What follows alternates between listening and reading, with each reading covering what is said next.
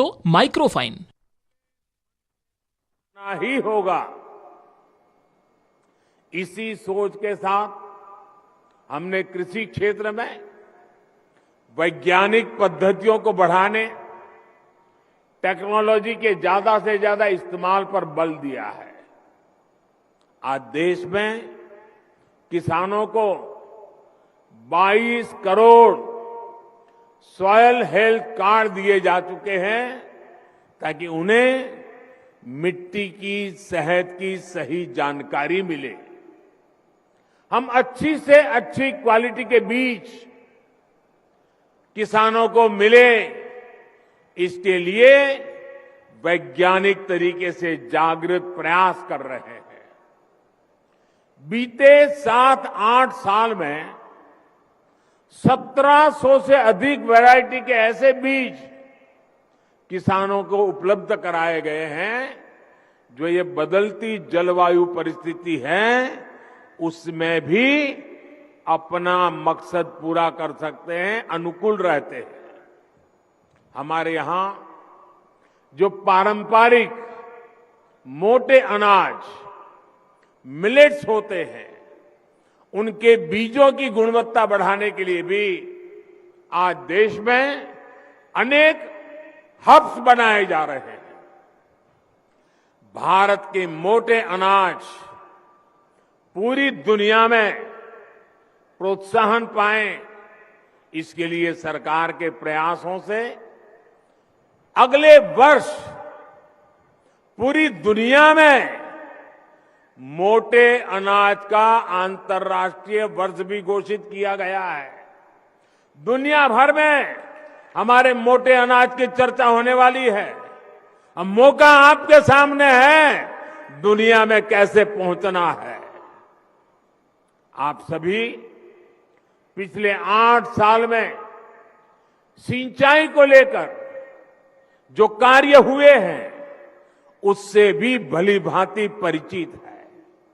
हमारे यहां खेतों को पानी से लबालब भरना, जब तक किसान को खेत में सारी फसल पानी में डूबी हुई नजर नहीं आती है, एक भी पौधे की मुंडी अगर बाहर दिखती है तो उसको लगता है पानी कम है, वो पानी डालता ही जाता है, तालाब जैसा बना देता है पूरे खेत को,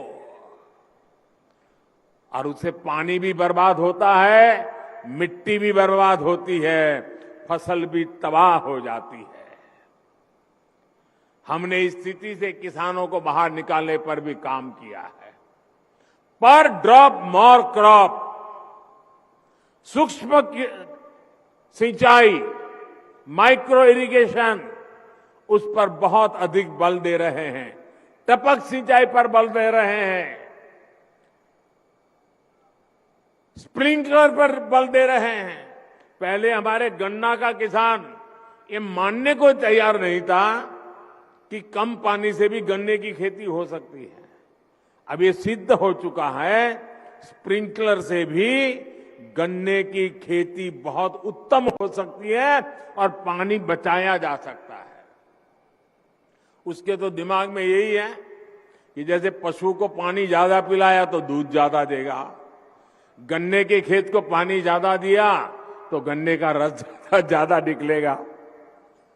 ऐसे ही हिसाब किताब चलते रहे हैं।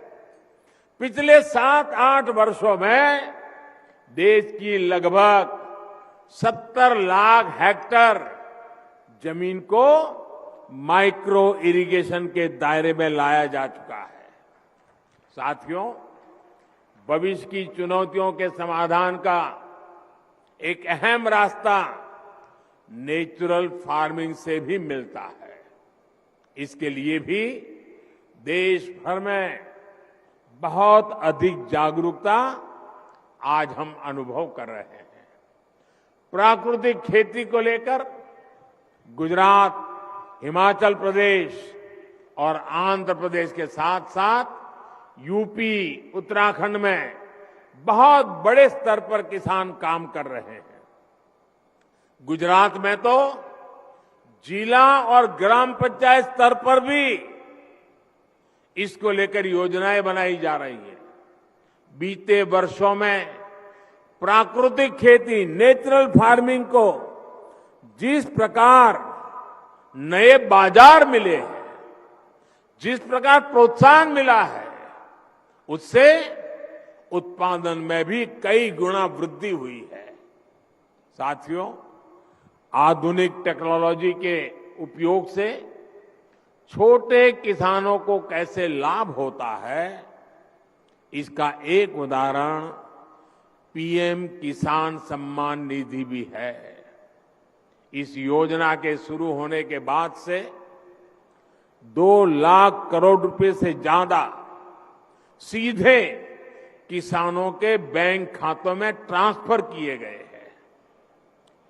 जब बीज लेने का समय होता है, जब खाद लेने का समय होता है, तो भी ये मदद किसान तक पहुंच जाती है।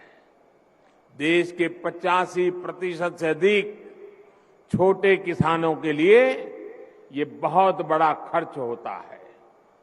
आज देश भर के किसान मुझे बताते हैं कि पीएम किसान निधि ने उनकी बहुत बड़ी चिंता को कम कर दिया है। साथियों, आज बेहतर और आधुनिक टेक्नोलॉजी का उपयोग करते हुए हम खेत और बाजार की दूरी को भी कम कर रहे हैं। इसका भी सबसे बड़ा लाभार्थी हमारा छोटा किसान ही है, जो फल, सब्जी, दूध, मछली जैसे जल्दी खराब होने वाले उत्पादों से जुड़ा हुआ है। किसान रेल और कृषि उड़ान हवाई सेवा से इसमें छोटे किसानों को भी बहुत लाभ मिला है। ये आधुनिक सुविधाएं आज किसानों के खेतों को देश भर के बड़े शहरों से, विदेश के बाजारों से कनेक्ट कर रही है। इसका एक परिणाम ये भी हुआ है कि कृषि क्षेत्र से एक्सपोर्ट अब उन देश को भी होने लगा है, जहां पहले कोई सोच भी नहीं सकता था। कृषि निर्यात की बात करें तो भारत दुनिया के टॉप 10 कंट्रीज में है। आज दुनिया के 10 प्रमुख देशों में है। कोरोना की रुकावटों के बावजूद भी 2 साल मुसीबत में गए, उसके बावजूद भी हमारे कृषि निर्यात में 18% की वृद्धि हुई है। गुजरात से बड़े पैमाने पर कमलम फ्रूट, जिसको बाहरी भाषा में ड्रैगन फ्रूट कहते हैं, भारत में उसको कमलम फ्रूट कह रहे, आज विदेश जा रहा है। हिमाचल से पहली बार ब्लैक गार्लिक का एक्सपोर्ट हुआ है। असम का बर्मीज अंगूर, लद्दाख की खुबानी, जलगांव का केला या भागलपुरी जरदारी आम, ऐसे अनेक फल हैं जो विदेशी बाजारों को भा रहे हैं।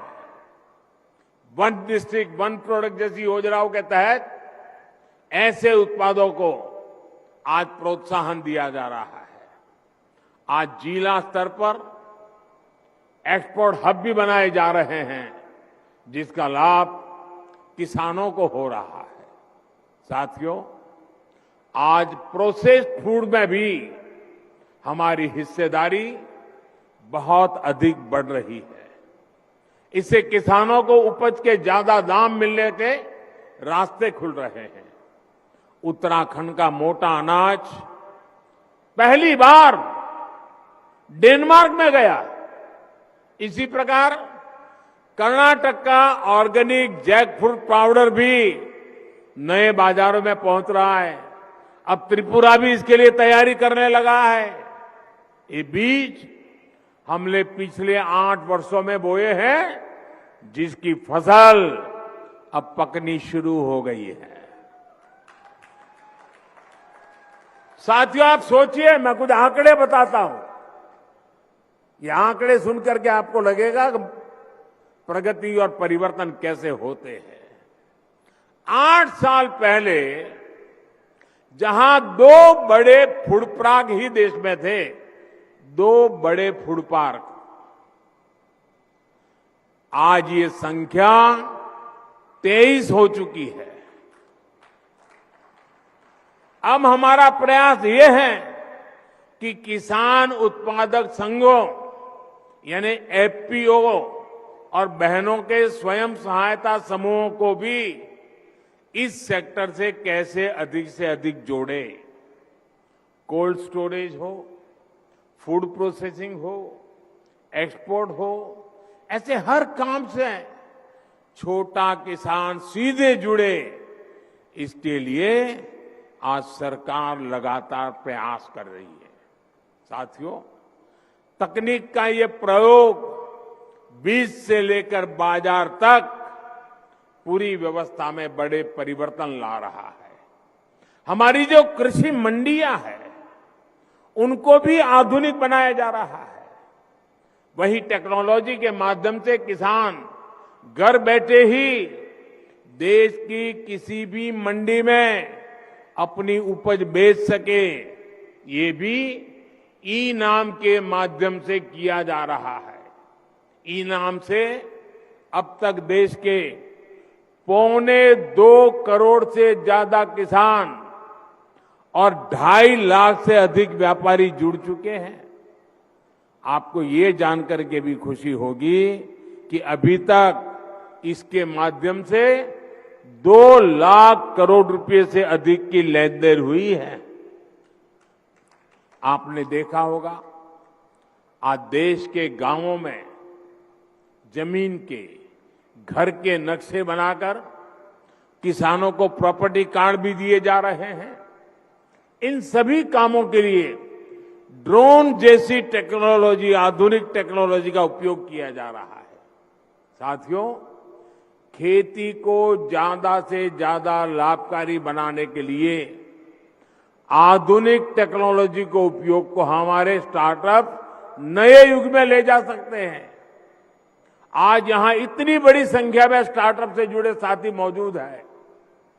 बीते 7-8 सालों में खेती में स्टार्टअप की संख्या, ये भी आंकड़ा सुन लीजिए, पहले 100 थे, 100, आज 3000 से ज्यादा स्टार्टअप खेती में टेक्नोलॉजी पे काम कर रहे हैं। ये स्टार्टअप, ये इनोवेटिव युवा, ये भारत की टैलेंट, भारतीय कृषि का, भारत की ग्रामीण अर्थव्यवस्था का भविष्य नए सिरे से लिख रही है।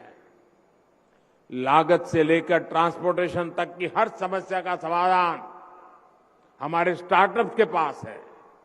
अब देखिए, किसान ड्रोन से ही किसान का जीवन कितना आसान होने वाला है। मिट्टी कैसी है, मिट्टी को कौन सी खाद चाहिए, कितनी सिंचाई चाहिए, बीमारी कौन सी है, दवाई कौन सी चाहिए, इसका अनुमान ड्रोन लगा सकता है और आपको सही मार्गदर्शन दे सकता है। दवाई का स्प्रे करना है तो ड्रोन उसी हिस्से में स्प्रे करता है जहां जरूरत है, जितनी जरूरत है। इससे स्प्रे और खाद की बर्बादी भी रुकेगी और किसान के शरीर पर जो केमिकल गिरता है उससे भी मेरा किसान भाई बहन बच जाएगा। भाई और बहनों, आज एक और बहुत बड़ी चुनौती है जिसका जिक्र मैं आप सभी किसान साथियों, हमारे इनोवेटर्स के सामने जरूर करना रहूं। आत्मनिर्भरता पर इतना बल मैं क्यों दे रहा हूं और खेती की, किसानों की इसमें क्या भूमिका है।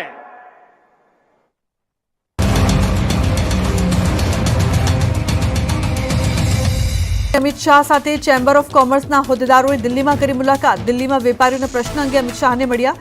જીએસટીના કાયદાની અમલવારીમાં વિસંગતતા સહિત પ્રશ્નો અંગે કરી ચર્ચા। કોંગ્રેસના સિનિયર ઓબ્ઝર્વર અશોક ગેહલોત ફરી આવશે ગુજરાત। 17 અને 18 ઓક્ટોબરે 2 દિવસની મુલાકાતે આવશે। અમદાવાદમાં હોદ્દેદારો સાથે બેઠક યોજીને રણનીતિની કરશે ચર્ચા। રાધનપુર અને થરાદમાં કરશે રોડ શો। અમરેલી કોંગ્રેસના ગઢમાં પહોંચી ભાજપની ગૌરવ યાત્રા 200 કારના કાફલા સાથે યાત્રાનું કરાયું સ્વાગત. રાજુલા માર્કેટિંગ યાર્ડમાં જાહેર સભાનું આયોજન. પુરુષોત્તમ રૂપાલા, કેબિનેટ મંત્રી જીતુ વાઘાણી સહિતના નેતાઓ સભા સ્થળે ઉપસ્થિત. બનાસકાંઠાના વડગામ પહોંચેલી ભાજપની ગૌરવ યાત્રામાં મુખ્યમંત્રી ભૂપેન્દ્ર પટેલ રહ્યા હાજર. વિકાસના કામો વિશે લોકોને આપી માહિતી. કહ્યું, ગુજરાત વિકાસનું ગ્રોથ એન્જિન. એક ઘરમાં અનેક યોજનાઓનો મળ્યો લાભ. આવાસ યોજના, શૌચાલયોનો મળ્યો લાભ. ડીસા માર્કેટિંગ યાર્ડમાં યોજાઈ મુખ્યમંત્રી ભૂપેન્દ્રભાઈ પટેલની સભા. ભાજપના આગેવાનોએ મુખ્યમંત્રીનું કર્યું સ્વાગત. કેન્દ્રીય મંત્રી સંજીવ બલિયાન, સાંસદ પરબત પટેલ, ધારાસભ્ય શશિકાંત પંડ્યા, શંકર ચૌધરી સહિત અનેક નેતાઓ રહ્યા ઉપસ્થિત. ભારતીય જનતા પાર્ટીની કાર્યપદ્ધતિ જુદી હોવાનું મુખ્યમંત્રીનું નિવેદન. કહ્યું, ભાજપના કાર્યકરે લોકોની વચ્ચે જઈને કામ કર્યું. ભાજપ સરકારે સ્વાસ્થ્યમાં 5 લાખ સુધીનું આપ્યું કવચ. નાની મોટી મુશ્કેલી આપના સહકારથી પૂરી કરાશે. ભાજપની સરકાર આવ્યા બાદ ડોન રાજ થયું ખતમ. અસામાજિક તત્વો નથી કરી શકતા અવાજ. બનાસકાંઠાના ડીસામાં અલ્પેશ ઠાકોરનું નિવેદન. કહ્યું, હનુમાન દાદાને પ્રાર્થના કે આપણા દાદાને તાકાત આપે. પંચમહાલના હાલોલ પહોંચેલી ભાજપની ગૌરવ યાત્રાનું કરાયું સ્વાગત. મંત્રી જનરલ વીકેસી, દુષ્યંત પટેલ, ભરત ડાંગર, પરાક્રમસિંહ જાડેજા, ભાર્ગવ ભટ્ટ સહિતના નેતાઓ રહ્યા ઉપસ્થિત. જાહેર સભામાં મોટી સંખ્યામાં લોકો ઉમટ્યા. હાલોલના બાસ્કા અને ટોલ નાકા પર ભાજપના 2 અલગ અલગ જૂથોએ કર્યું યાત્રાનું ભવ્ય સ્વાગત. મોટી સંખ્યામાં કાર્યકર્તાઓ કાર અને બાઇકના કાફલા સાથે જોડાયા. સભામાં વીકે સિંહે કોંગ્રેસ અને આપ પર કર્યા શાબ્દિક પ્રહાર. સુરતના ઝંખવાવમાં ભાજપની ગૌરવ યાત્રાનું ભવ્ય સ્વાગત કરાયું. ગૌરવ યાત્રામાં નિવૃત્ત સરકારી અધિકારીઓ અને ગ્રામ પંચાયતના સરપંચો મોટી સંખ્યામાં જોડાયા. પૂર્વ મંત્રી ગણપતસિંહ વસાવા, પ્રમુખ સંદીપ દેસાઈ દ્વારા ઝંખવાવ ખાતે યાત્રાનું ઉમળકાભેર સ્વાગત કરાયું. યાત્રા દરમિયાન ડેપ્યુટી કલેક્ટર ઉપરાંત શિક્ષકો, પોલીસ કર્મીઓ, ક્લાર્ક સહિત નિવૃત્ત કર્મચારીઓ ભાજપમાં જોડાયા. યાત્રામાં કેન્દ્રીય મંત્રી રેણુકા સિંહ અને સાંસદ જશવંતસિંહ ભાભોર ઉપસ્થિત રહ્યા. સુરતમાં પૂર્વ મંત્રી ગણપત વસાવાનો મોટો દાવો. મીડિયાના સર્વેના આધારે 137 થી 145 બેઠકો મળવાનો વસાવાએ કર્યો દાવો. મીડિયામાં આવી રહેલા સર્વેનો આપ્યો હવાલો. માંગરોળના ઝંખવાવમાં આદિવાસી ગૌરવ યાત્રા દરમિયાન આપ્યું નિવેદન. સુરેન્દ્રનગરના લીંબડીમાં ગૌરવ યાત્રાએ કોંગ્રેસમાં ગાબડું પાડ્યું. લીંબડી, ચૂડા, સાયલા અને લીંબડી ગ્રામ્યના 300થી વધુ કોંગી કાર્યકર્તાઓ ભાજપમાં જોડાયા. ભાજપ નેતાઓના હસ્તે કોંગ્રેસના કાર્યકર્તાઓએ કેસરીયો ખેસ ધારણ કર્યો. મહેસાણાના વિજાપુરમાં કોંગ્રેસે કર્યું પરિવર્તન યાત્રાનું આયોજન. પરિવર્તન યાત્રા બાદ રેલી અને સભાનું આયોજન. પ્રદેશ પ્રમુખ જગદીશ ઠાકોર અને સીજે ચાવડાએ કાર્યક્રમમાં આપી હાજરી. મોટી સંખ્યામાં કાર્યકરો હાજર રહ્યા. વિધાનસભા ચૂંટણીને લઈને કેન્દ્રીય કોંગ્રેસના નેતાઓ આવ્યા ગુજરાતની મુલાકાતે. જેપી અગ્રવાલની સાથે દીપક બાબરિયા પણ હાજર રહ્યા. સરકાર પર કરી આકરા પ્રહાર. કહ્યું, મુખ્યમંત્રી બદલવા પડ્યા તોય સુધરતી નથી સ્થિતિ. કોંગ્રેસે મોંઘવારી, જીએસટી તેમજ નીતિઓ સામે સરકાર પર ઉભા કર્યા સવાલો. ધારાસભ્યોને પૈસાની લાલચ અપાતી હોવાનો કોંગ્રેસ નેતા દીપક બાબરિયાએ કર્યો આક્ષેપ. તો જેપી અગ્રવાલે ભાજપ સરકારને દિશાવિહીન ગણાવી. દૂધ, દહીં અને છાશ બાદ પરોઠા પર જીએસટી લગાવતા વિરોધ. મહિલા કોંગ્રેસ પ્રમુખ જૈની ઠાકોરનો સાંકેતિક વિરોધ. પ્રેસ કોન્ફરન્સમાં કોંગ્રેસ નેતાઓનો પરોઠાના પોસ્ટર અને પરોઠા સાથે વિરોધ. આવતીકાલે અરવિંદ કેજરીવાલ મહેસાણામાં ઊંઝાના પ્રવાસે આવશે. કેજરીવાલના પ્રવાસને લઈને હિન્દુ હિતરક્ષક સમિતિએ મંદિર સંસ્થાનોને પત્ર લખ્યો. મંદિરમાં કેજરીવાલનું સ્વાગત નહીં કરવા લખ્યો પત્ર. મંદિરને રાજકીય અખાડો ન બનાવવાની માંગ. બનાસકાંઠાના ડીસાના પેડછાલ ગામે અર્બુદા સેનાની 92મી સભા યોજાઈ. ચૌધરી સમાજના આગેવાનો મોટી સંખ્યામાં રહ્યા હાજર. ધાનેરા, ડીસા, દિયોદર તથા થરાદ બેઠક પર ચૌધરી સમાજનો દબદબો. ભાજપની વોટ બેંક ગણાતા ચૌધરી સમાજનો આક્રોશ. 5 સીટો પર કરી શકે છે નુકસાન.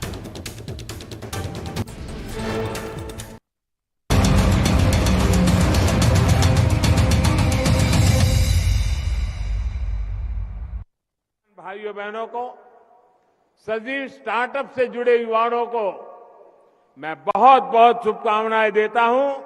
बहुत बहुत धन्यवाद. बहुत बहुत आभार माननीय प्रधानमंत्री श्री नरेंद्र मोदी जी का. देवी सज्जनों, आइए हम सब खड़े होकर કિસાન સન્માન નિધિનો 12મો હપ્તો જમા થયો છે। પીએમ નરેન્દ્ર મોદીએ ખેડૂતોને લઈને આજે વાત કરી છે। ટેકનોલોજીના માધ્યમથી ખેડૂત પોતાની ઉપજ મેળવે છે। આજે ખેડૂતોને પ્રોપર્ટી કાર્ડ પણ અપાઈ રહ્યા છે। તો ખેડૂતોને સદ્ધર કરવાનું જે બીડું ઝડપ્યું હતું તેમાં આગળ વધી રહ્યા છે। ખેડૂતોના ખાતામાં પૈસા જમા થઈ રહ્યા છે। વચેટિયાઓ કટકી ન કરે તેનું પણ ધ્યાન રાખવામાં આવી રહ્યું છે। ખેડૂતોનું જીવન સરળ બને તે દિશામાં કામ થઈ રહ્યા છે। દેશનો ખેડૂત આત્મનિર્ભર બની રહ્યો છે। હવે નેનો યુરિયાનો ઉપયોગ વધ્યો છે તેમ પણ તેમણે વાત કરી છે। યુરિયાનું નીમ કોટિંગ કરી કાળાબજારી અટકાવી છે। નાની નાની વાતોમાં ખેડૂતોએ ધક્કા નથી ખાવા પડતા। ખેડૂતોને હવે સારું ખાતર પણ ઉપલબ્ધ થશે। તો ચૂંટણી પહેલા રાજ્ય સરકાર જાહેર કરશે રાહત પેકેજ। ખેતીને થયેલા નુકસાન અંગે રાહતની જાહેરાત થશે। 600 કરોડથી વધુના પેકેજની જાહેરાત થશે। જુલાઈ બાદ ભારે વરસાદ બાદ થયેલા નુકસાન અંગે જાહેરાત કરવામાં આવશે। 11 જિલ્લામાં સર્વે બાદ આંકડા પ્રમાણે જાહેરાત થઈ શકે છે અને સૌથી વધુ નુકસાન ઘેડ પંથકમાં હોવાનો અહેવાલ છે। છોટાઉદેપુર, નર્મદા, પંચમહાલ, સુરત, તાપી, વલસાડ, નવસારી, ડાંગ, કચ્છ, ખેડામાં પણ વ્યાપક નુકસાન છે। જામનગર, મોરબીમાં પણ નુકસાનીનો અહેવાલ છે। તો જ્યાં નુકસાન થયું છે તે ખેડૂતોને વળતર આપવામાં આવશે, એટલે કે પેકેજની જાહેરાત કરવામાં આવશે।